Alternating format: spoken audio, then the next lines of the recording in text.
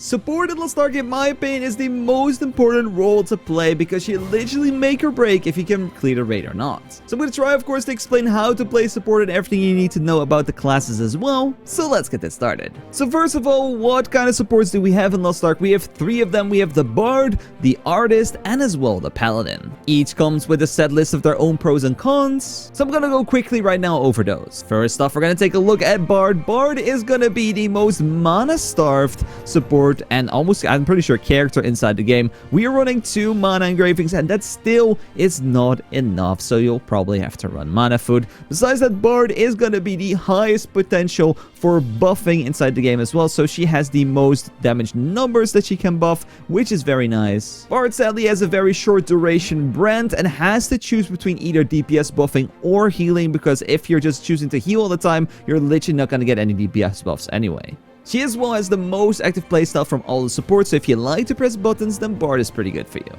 Next support on the list is going to be Artist, and Artist has a 1 brand permanent uptime spell, which is super nice. It can choose pretty actively between healing or DPS buffing due to her bubbles and how that works. Her buff potential is a little bit on the medium side. I would say it's not as high as Bard, but because of when you're able to choose and use all your bubbles, it's very nice regardless. And especially when you reach yourself 1680, you get yourself a 1 bubble damage buff instead of 2, which gives even more freedom. Her activity is around the medium side, not as much as Bard, but not as low as Paladin. Up next going to be Paladin. I actually don't have the class myself. It's not my playstyle, you know, it is what it is. But Paladin has some really good pros and cons. So first of all, his buffing is very easy because both supports, Bard and Artist, have a targeted and a floor buff. And Paladin's both buffs are going to be targeted, which is going to make him perfect with those pesky ranged DPSs that don't want to stay near you. As well, he doesn't need heavy armor, which frees up another engraving slot, which is fine as well.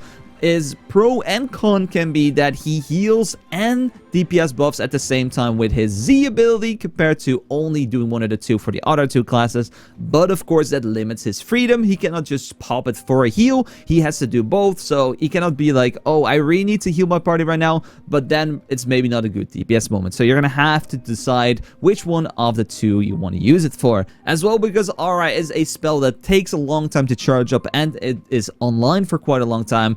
If you, as a DPS, are not DPSing inside of his aura, you are probably never going to get buffs throughout the whole fight because of how the aura works. Besides that, it's literally the easiest supports with almost 0 decisions to make yourself when you're playing. It's more that the DPSs have to look when aura's up instead. As well, his playstyle is pretty AFK. You don't have to press as many buttons as Artist, and definitely not as much as Bard instead. So now you know some of the biggest pros and cons between the 3 classes, so just choose which one you like. Do you want the highest buff potential? You go with Bard. Do you want to go with some medium intensity but have a lot of freedom? You go for Artist. Do you want some rigid gameplay but like have the least amount of worries? You go for a Paladin. Up next, of course, we have ourselves the accessories and engravings. You should just go ahead and go to lostark.next and check out your class build for some more specifics. As well, I made a guide on all accessories inside the game, so if you want the best rolls, the best efficiencies, go check out that video as well. But besides that, I want to talk about one engraving in specific for support, which is so OP, and if you're not running this, you're literally griefing.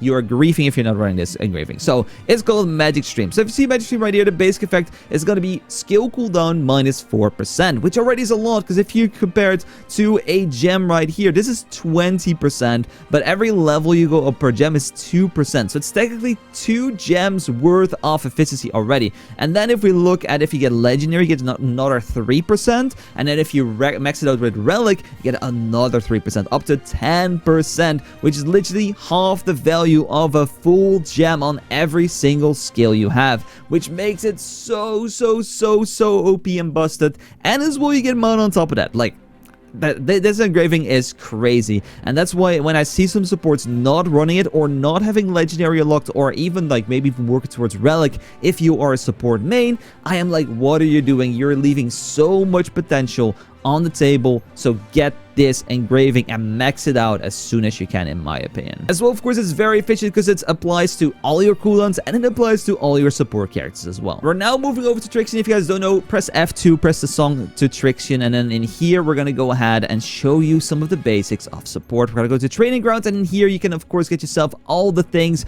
unlocked, all the things you can test here, unlimited cooldowns. So it's the perfect place for me to do something like this. Okay, we're gonna go right now over the general skills that a support has and why it's important to know what they're actually doing. So you have yourselves a few different categories. We have yourselves brand, buff, identity, and if you are 1640 plus, you get yourself T skill, hyper awakening / awakening, and then of course we're going to talk about the meteor generation skills and some consumables for support as well. So I'm going to be showcasing this on a bard, but every single support has the same amount of skills. Of course, go ahead and check your Lost Ark Nexus to know what kind of skills do X, Y, Z, but of course you can always hover over the tooltips and do the same thing. First off, we're going to have ourselves brand for bard that we're currently using. It's going to be on Sonatina and on the Harper Rhythm. You can see it's going to be a tripod called Node Brand. On hit from the nodes, the damage to the target will be increased by 10%, which is of course just a debuff to the boss, and they should be up 100% of the time. So if you're playing, you should know that this should always be up. So if we're gonna hit the boss right now with this Q ability,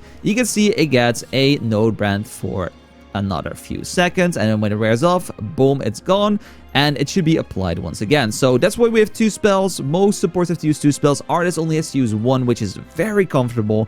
But if we summon our harp, for example, it's gonna fire and it's gonna brand the boss, as you can see right here. If we're using 2 spells that use the same brand, it doesn't stack. Okay, so keep that in mind. It just overrides the cooldown of it, and you just have to make sure that you have brand on the boss at all times. So once you're weaving your other spells, make sure that the brand is on there. Make sure that your stuff is summoned. We're doing other spells, and make sure that the brand is permanently on the boss. Up next is going to be the most important thing about support, and that's going to be your 2 buffs. So Paladin, of course, is 2 directed buffs, but if you're playing a bard or an artist, you have 2 variations of buffs. You have the directed buff, which is just applied to anyone in your vicinity, and it just has durations. You can see right there, it's just going to count down, and then it's done. But we as well have a placeable version, which is a circle.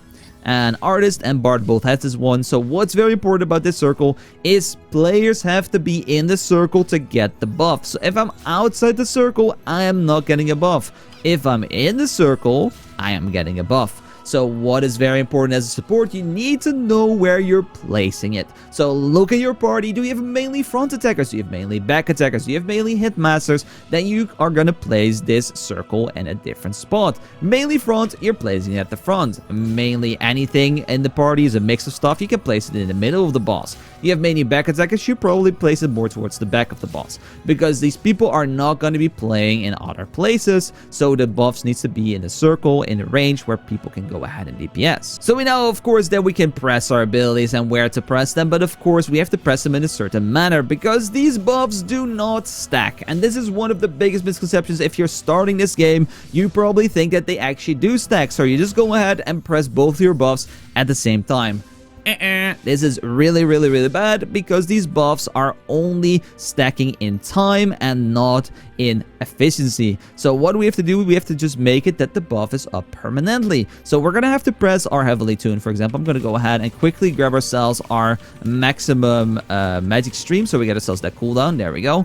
But as you can see, if we go ahead and press the button, it says it's 5-second duration, but there's longer cooldown. So we have to try to line up this buff when this runs out. So right now, you can see this overlapped for a little bit, but it's fine because it's already up, and we can keep on rotating it this way. The shorter cooldowns you have, so the better gems, the better engravings you have, the easier it is to have this buff up permanently without it ever being down. You can see right now it's permanently up. It's all good. We're all down and doing as much damage as possible. So for your own character, you're gonna have to find yourself your rhythm. Sometimes it's around like half the bar. So if I'm pressing this buff, and once the little timer is at the bottom, I can go ahead and press the next buff. So pressing it right now. Let's see if this will line up. So boom, boom, boom. This is still going to be up, so we're looking at the red. We're still looking, and you can see it's permanently up. So this is like a simple way of you testing, like, okay, if it's the timers around this area, I can press my second buff, and then you can always just line it up without even knowing or really paying that much attention. Okay, so now we know how to brand, we now know how to buff. What about the rest? Of course, we have ourselves our big identity skills. We have ourselves our heal, And as well, we have ourselves our DPS buff. This is the same for almost all supports, only Paladin shares one button, which gives him both, but artists, it's the same thing. They can press a heal bubble, or they can go ahead and press themselves a damage buff. So when do you press these? And when do you not press these? So we first, of course, have the DPS buff. This is just if you're going to go ahead and have a really good DPS moment. So maybe the boss has been staggered. Maybe you did yourself a long stagger check and you have a lot of meter and everyone's going to burst afterwards with an atropine. You can go ahead and use everything together. And then they get themselves an even bigger damage boost. They do stack, so don't worry about the ratio or anything like that. It is just like if you press it, you just give more of a damage buff. But of course, do not overlap these. If you're somehow very fast at getting yourself another like stack, you cannot stack them twice. So let's just say I got another full stack, I cannot do 2 triple damage buffs. It just refreshes the duration. So do not press them too fast if you're so eager and getting yourself a lot of meter, because this can happen in some situations. Up next, if you are 60-40, of course, you get yourself your new T skill. This is again another buff. So if you do your big buff, you get yourself brand buff, Z buff, T buff.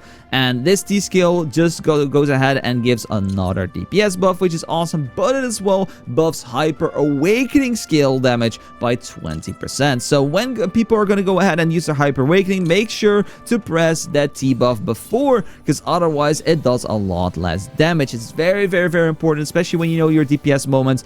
Go ahead and make sure that that T skill is up before you press that Hyper Awakening. Speaking of Awakening and Hyper Awakening, what do these do? Super simple. They're kind of the same for every single one of the supports, but the amount of meter you get is a bit different. So if we have ourselves our Bard, if we press our ult, we give a shield. So this is the same for every support. It gives a shield, but as well it gives us 1 bar of our meter. For Artist, it gives 2 bubbles, and for Paladin, it gives its whole meter. So it's a bit different depending on the support what it does, but the general implications are the exact same. The same for the Hyper Awakening. It just does a lot of damage. It gives 1 bubble, or 2 bubbles, or full bar if you're Paladin, and as well it gives them Crisis Evasion, which means that if they would die at this point, they would go ahead and be revived to 1 HP. As you can see right here, it's going to be the Symphonic Melody. Upon taking lethal damage instead of dying, you will go ahead and be invisible for 3 seconds and just get yourself, you know, you don't die, which is pretty nice. So it can be used in very tricky situations. And last but not least, all the other skills you're probably using that aren't going to be your buff and your brands. You can see we have ourselves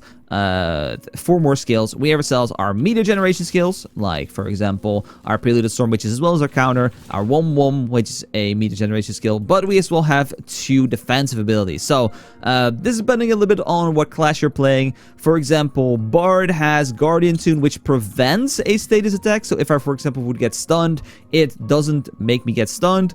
Artist and Paladin have a cleanse, so after you are stunned, they can get rid of it, but Bard is a preemptive measure. And then, of course, both all supports as well have a DR ability, which makes it just that you take a lot less damage when you're in this circle. So you can go ahead and tank really massive hits, and you can make sure that people survive. Or even if you don't like getting pushed back, this gives you full push immunity. So you can just press this and you will not fall on the ground, which is very nice. Last but not least, some of these support consumables. We have ourselves the Sacred Charm. This allows you to get a debuff away from your party, which is nice. We have ourselves Dark Grenade, which increases the damage on the boss by 20% for 20 seconds. Stimulant allows you to get yourself your full bar back, which is the press of 1 button. Marching Flag can be nice to get your whole team swiftly to another position, or when you're transitioning between certain phases. Then we have ourselves, of course, for your Self Sprinter Rope if you need a little bit more speed. Normally it's hardly needed, but you know, in those cases there's no other better item than you can take this. Corrosive Bomb is mostly used by supports because it applies an extra weak point for 20 seconds on bosses that need to be destructed. So it's normally your job as a support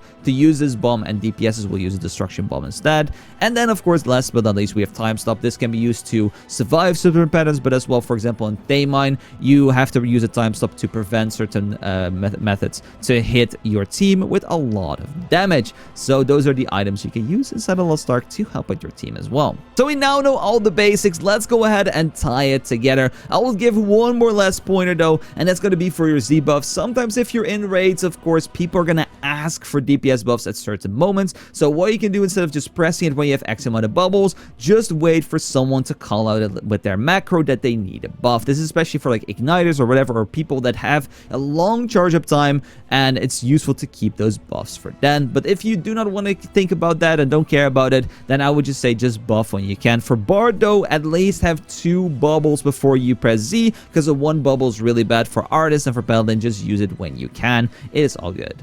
Of course, if you're looking for more support gameplay, just check out YouTube. There's a bunch of people that are doing their raids. If you need that con, if you need A gear or Brawl Chest V2, whatever, a support PvP always exists, and it's always very useful to check that out before you go into a raid. We're gonna get everything right now, and we're gonna show you what to do. So first of all, make sure you have yourself 10 stacks of Magic Stream so you get all those cooldown reductions. And let's just do this. 3, 2, 1, go. Everything is up. People can go ahead and burst really hard. Let's make sure that your brand is on the boss as well. Get those buffs running, and look at that bar. Needs to be ready. And of course, if you missed like half a second or something, it's all good. Look at those bars and make sure that everything is up. You can get yourself another triple damage buff. Boom. And this is what you just will repeat. You can go ahead and, of course, if you want to ult, make sure to use your long buff before, which is of course our heavily tuned. We press that, and now we have everything up again. We get a double damage buff, which applies brand one more time, which is nice, and you can keep on rotating. Like I said, if you're sometimes a little bit off, it's totally fine. As long as you're aiming for around a 90%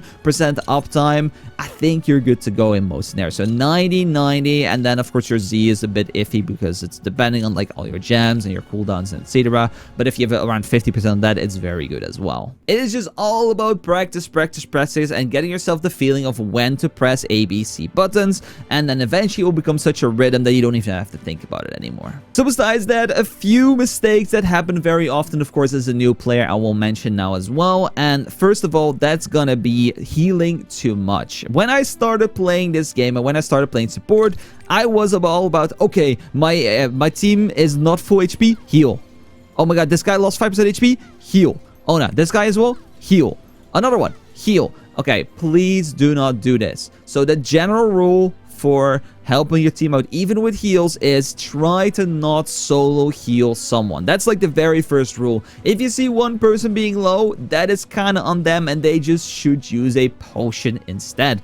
Do not waste your whole bar for one person, and just leave them a little bit low. And if they die, you know, that's a learning lesson for them. It's fine, but you shouldn't literally like fudge over your whole team by going and just pressing heal for one person, because those other people really want a damage buff instead. So just let that one person just use a potion instead. Besides that, of course, as well, is prioritizing other spells over buffs. It's most important to have your brand up and as well your normal buff. So if you have to want to press anything else before those are up, don't do it.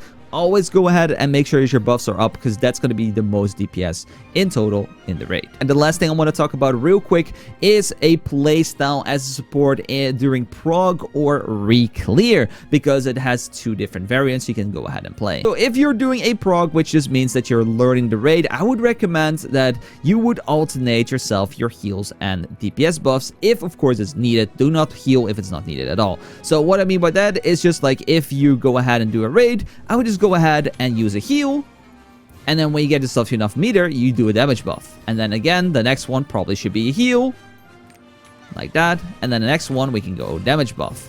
So you can just alternate this like this. But of course, if your team is full HP, do not press a heal. There's no reason to it. But during progs, it's way more important that your team stays healthy and gets to learn as many mechanics as possible and doesn't have to worry that much about being low HP. And the DPS is not the biggest thing anyway. It's all about learning the mechanics. But if you're doing some Reclear, you should technically, in my opinion, never press heal. People still have 6-7 potions to use, and unless it's a very dire situation that your whole party is low, I would still say do not press a heal, because it's just going to make everything so much faster. Make sure you go from phase to phase to phase to phase, and if they really are low, they can use a potion instead. But like I said, if you see that 3 of your teammates are very low, then, you know, just press that heal. Give them a little bit of a top off, you know, so they don't have to think about that. But in my opinion, it's in the Reclear content, it's way more important to just go ahead and go from phase to phase to phase to phase and get your stuff done as fast as possible, because it's just going to save potions in the long run regardless if you do it that way. I think that's it. Like, support is technically not that hard, but if it's not explained to you, I think it's a very tricky thing to get right and do right. So Again, we've seen ourselves which support to choose, accessories and engravings which are important, especially in Magick stream. Of course, if you check out other builds, you can go ahead and do it on lostark.nexus. We've checked out the skills, the brand, the buff, the identity, the T skill, the awakening, the meter generation skills, the consumables, as well, of course, tying it all together inside of a little rotation. Of course, check out your guides if you need a specific for the artist or the paladin, some mistakes that new players make, and of course as well your playstyle doing Prog and Reclear in Lost Ark. And I'll see you guys again in 2 days for another video. Of course, if you need more help, come join me on Twitch/ImDefild, and I'll gladly help you out. So say guys, take care, love, bye, thanks so much for watching, and of course as well, take care.